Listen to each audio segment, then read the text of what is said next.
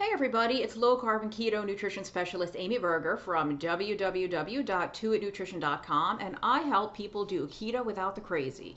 Now I did have to specify www.toitnutrition.com. We've had a little hiccup with my website lately, and if you just go to toitnutrition.com, you're going to get an error message. So if you happen to be trying to get to my website, put the www. In front of toitnutrition.com.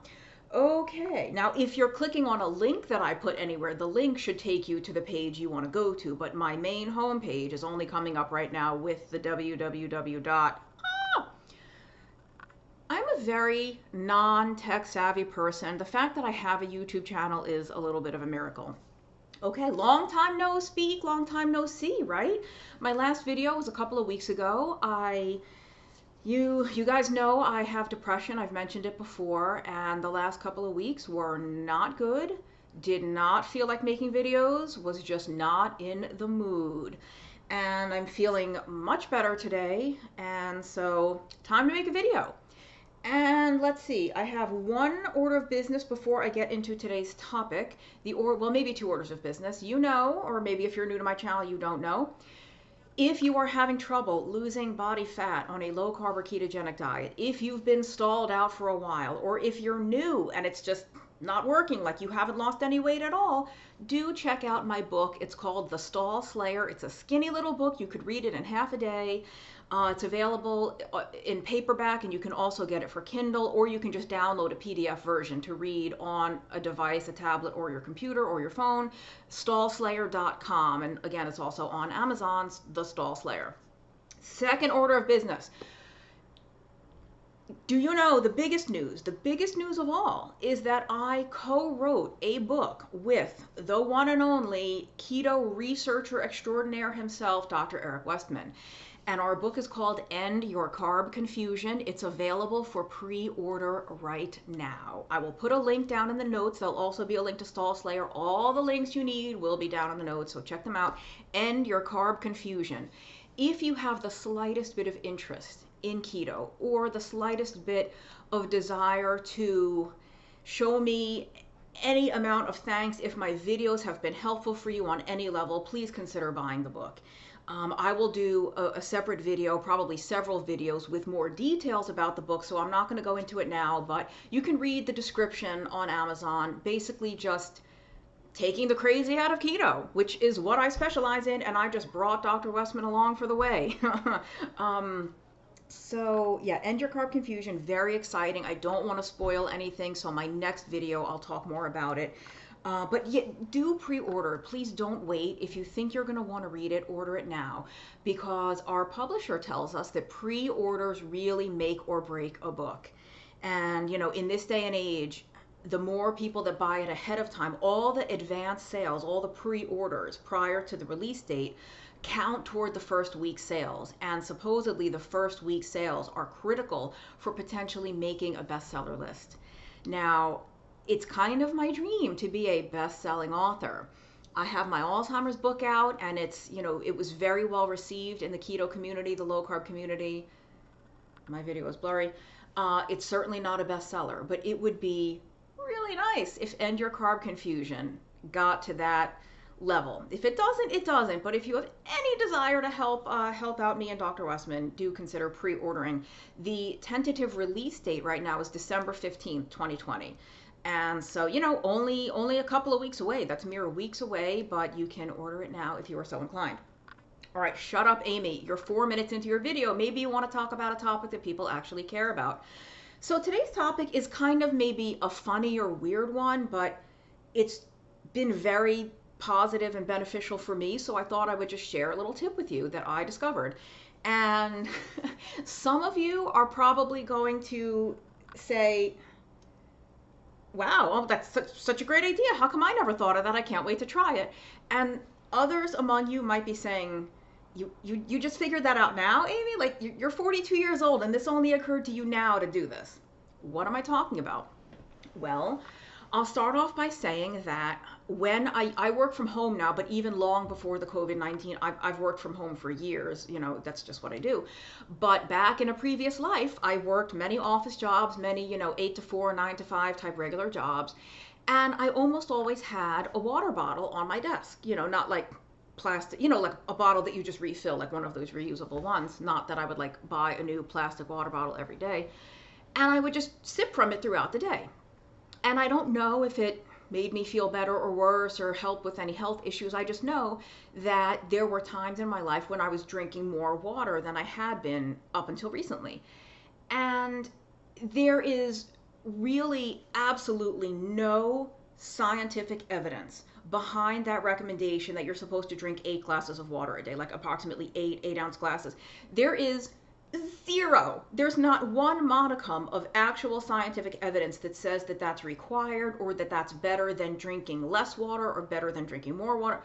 I think it's just a way to make sure that people are hydrated. I don't really know. So what I'm about to say, keep in mind that I absolutely don't believe that there's like an optimal or ideal amount of fluid, be it water or anything else, that a human body needs to consume every day to be healthy. I'm just saying, for me personally, I seem to feel better in many different ways when I drink more water rather than less. And not a ton. I've had clients that were actually drinking too much water, especially on keto, where they were not giving themselves enough sodium, not replenishing all the electrolytes. They were, drinking gallons of water a day. Like, there is such a thing as too much water. Anyway, I feel better when I'm on the higher side. And I couldn't tell you a number of ounces or milliliters. I don't count. I don't measure. I just know that when I'm making a deliberate effort to drink water throughout the day, I feel better. And I never used to have a problem drinking plain water. And I still don't really, but I like a little something in my water. And I had been drinking a lot of Crystal Light, a lot of other sugar-free, fruit-flavored or iced tea kind of beverages. And I have nothing against artificial sweeteners. I don't think they have hindered anything for me. At various times in my life when I've been in the best shape that I can remember being, best physique, best mental and emotional health, everything, this stuff was in my diet and in pretty large quantities, frankly. So I don't think it really gets in the way of any of that, but, couldn't hurt to try something else, couldn't hurt to try to maybe get off some of that. And I know there's a lot of you out there who would rather not consume artificial sweeteners, whether we're talking about sucralose like Splenda or saccharin, aspartame, allulose, whatever. And some of you also are not big fans of the sugar alcohols, erythritol, xylitol, or even something like monk fruit, stevia, what have you. If you are looking to increase your water/fluid intake in a fun, yummy way with basically 0 carbs, 0 calories, and 0 artificial sweetener and 0 sugar alcohols, then I'm going to introduce you to the little trick that I just discovered after 42 years on the planet, herbal tea. Now let me explain. I am a coffee lover. I'm a coffee junkie through and through. I will never be a morning tea drinker or like just a hot cup of tea. The only time I would ever typically drink tea is when I'm sick. When I have a stomach ache or some kind of, I just don't feel well, that's when I actually will gravitate toward like a ginger tea or a fennel cardamom type, like warming spice kind of digestive aid tea. Other than that, every now and then I'll get in the mood for an Earl Grey, like a very strong concentrated Earl Grey tea. Other than that, not a tea person, and especially not a fruity tea person. Like all of these herbal teas that they make, watermelon tea, raspberry lime tea, peach tea. I'm like, drinking hot peachy water or drinking like hot lime strawberry water. Oh, it just has 0 appeal to me. So I don't know what happened, what flipped this switch in my brain, but a few weeks ago, I was looking at all the teas, and I don't know why, because I'm not a tea person, and it occurred to me, Amy, you hate these things hot. You cringe at the thought of drinking like hot raspberry flavored water, but What if you made these iced? What if you drank them cold? Well, well, well. Guess what Amy Berger's been doing for the past several weeks? I will show you the many. I have a giant stash here. I might have to just move the camera so you can see the giant stash. This is just one example, the Raspberry Zinger. This is like a very popular tea in the US. Outside the US, you probably have something similar. It's just an herbal tea. There's no caffeine. There's no sugar added. It's naturally sweet because it has hibiscus, rose hips, orange peel, blackberry leaves, roasted chicory, you know, and they all have different ingredients depending on the flavor, but they have a natural sweetness to them. And what I've been doing is brewing like in a stock pot, in a very large, you know, multi-quart pot on the stove. Boil the water, throw in however many tea bags you want. You might want to make it, you know, more dilute or more concentrated depending on how strong you like the flavor. And again, I don't measure, but I have several different pitchers. I have a 2-quart pitcher. I have a gallon-sized pitcher. I brew the tea. I let it cool. Once it's cool, I take the tea bags out. I wring them really hard to get every last little drop of whatever's in there. Throw the tea bags out. Pour that liquid, pour that tea into one of these pitchers, and I keep it in the fridge. And now I have a gallon or 2 quarts of iced Raspberry Zinger tea. And I really enjoy it. Something that I would never drink hot, I really enjoy cold. And you can have it totally unsweetened. Like I said, it has a natural sweetness, or you can add erythritol or monk fruit or stevia or Splenda or whatever your sweetener of choice is. You can add that, or you can even add cream, although some of these herbal and citrusy ones, you have to be careful because the cream might curdle. Like if it has citrus in it, that you might not want to risk. I've had that happen before. So I'll just show you some of the ones that I've been using just for fun. I showed you the Raspberry Zinger. You're going to laugh because I have like 10 of them here. Raspberry Zinger. I do Sangria Zinger. This is delicious. Delicious. So I have that. This box is actually empty, but I saved it just to show you the flavor, but it's empty. This is the black cherry berry. I have to say, this one I did not like the first time I had it. It tastes a little bit like cough medicine, like a Robitussin kind of grapey cherry cough medicine. But if you get past that and you're like, no, it's just kind of a cherry berry flavored tea, it's pretty good. So that did take some getting used to. This one pretty good also. Another, is this one empty? Yeah, this one's empty. The bag is just still inside, but it's empty. I saved the box. The watermelon lime Zinger. Now, any of the Zinger teas, those of you in the US might be familiar with the Celestial Seasonings brand. The Zinger comes from the hibiscus, I think. Hibiscus is like the first ingredient. It's kind of like, it's just a tartness. That's why they call it Zinger. It gives it that tart flavor. So, what else do I have? Do I have any other Zingers? Wild Berry Zinger. This is like one of the most popular ones. I haven't tried this one yet. I don't know if you can tell on the video. It's still in the plastic wrapping, so it's shiny. I haven't even opened this one yet, but that'll be next. And, ooh, this one. Country Peach. Kind of yummy. Like a lot of their Zinger teas are berry oriented, strawberry, cherry, whatever. Peach flavor, really, really cool in the summertime. I've been doing these for several weeks, so you know, it's October now, but toward the end of summer when I was doing these, really great kind of change of pace for just something fun to drink in the summer. Yeah, you can, like I said, unsweetened, add some sweet to it. Very yummy. And most of these, yeah, all the herbal ones are caffeine free, so you can drink them at any time of day. So now they do sell some caffeinated ones. So this cinnamon apple spice, perfect for the fall. You know, those of us on keto, I'm not a baker. I'm not about to spend $7 for a bag of almond flour and $10 for coconut flour and $7 for a bag of erythritol to make, you know, an $80 batch of keto cinnamon donuts, like for the, you know, the apple cinnamon donuts in the fall and the apple cider. I'm just not going to do it. If I want a little apple cinnamon flavor for 0 carb, 0 calorie, and no caffeine, cinnamon apple spice. This is delicious. This is one that I would actually drink hot. A cinnamony kind of flavor I can do hot, but it's still also delicious cold.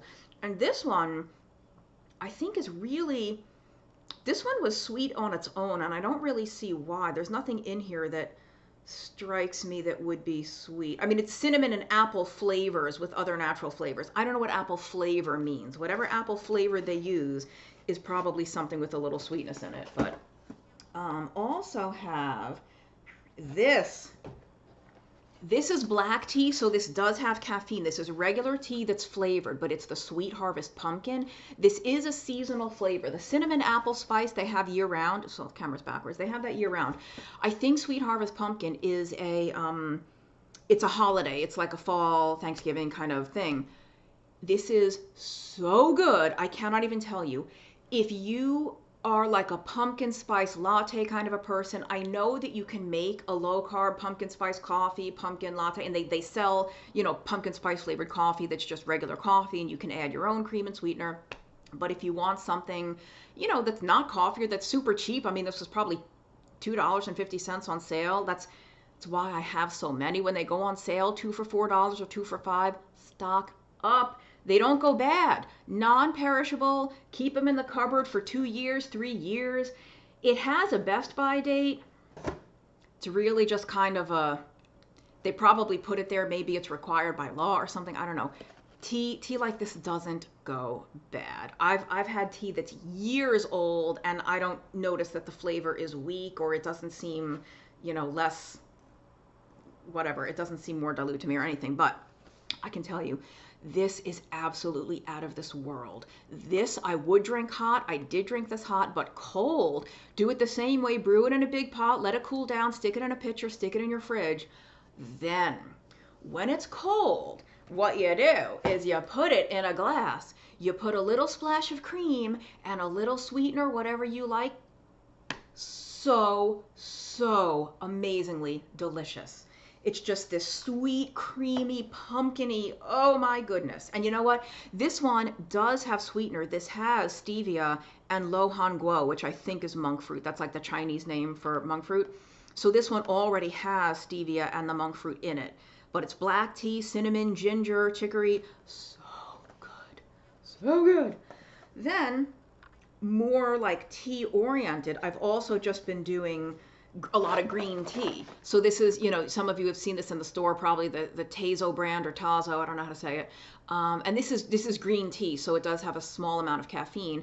And this one is their Zen flavor, so it's green tea with lemongrass and I think a little bit of, it says spearmint. Lemongrass and spearmint, yeah. So it's all same thing. I don't really like hot green tea, but cold green tea, very yummy.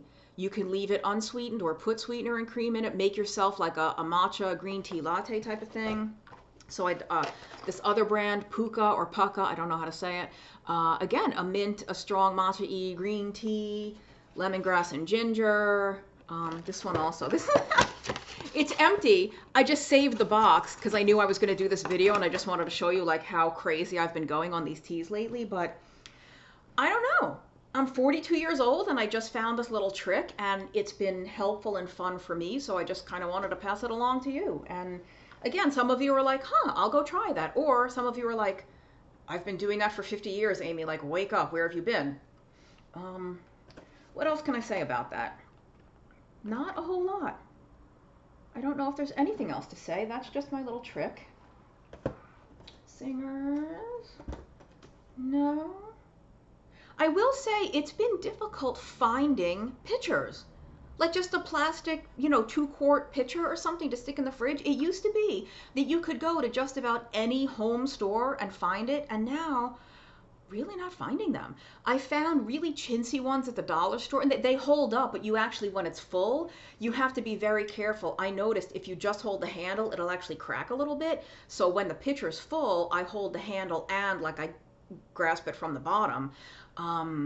But I guess I could look online. I just haven't really bothered. Like, I thought I could just go to Bed Bath & Beyond and find a pitcher. I shouldn't have to order it online and get it through the mail, but those items seem very hard to come by these days. I don't know why. But that's, I have 2 or 3. There's 3 in my fridge now, and I feel like I could easily have 5. And that way, you know, make 3 or 4 of these, have a different variety available, and then whatever you're in the mood for, you can have. But, and I guess, like I said, they're non-perishable. They don't go bad.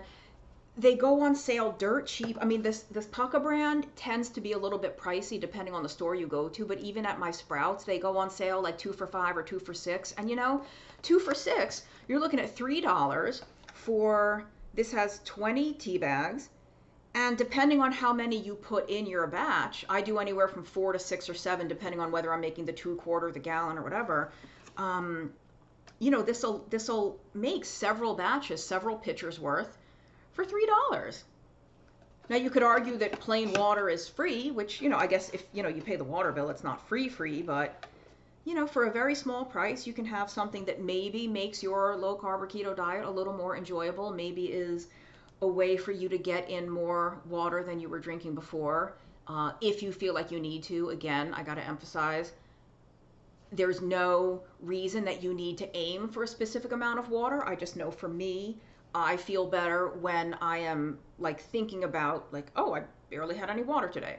So, woman cannot live by coffee alone, despite the fact that I've probably tried and come close. All right, that's it. End Your Carb Confusion, link below. Check it out on Amazon. Please pre-order if you think you have the slightest bit of interest in it.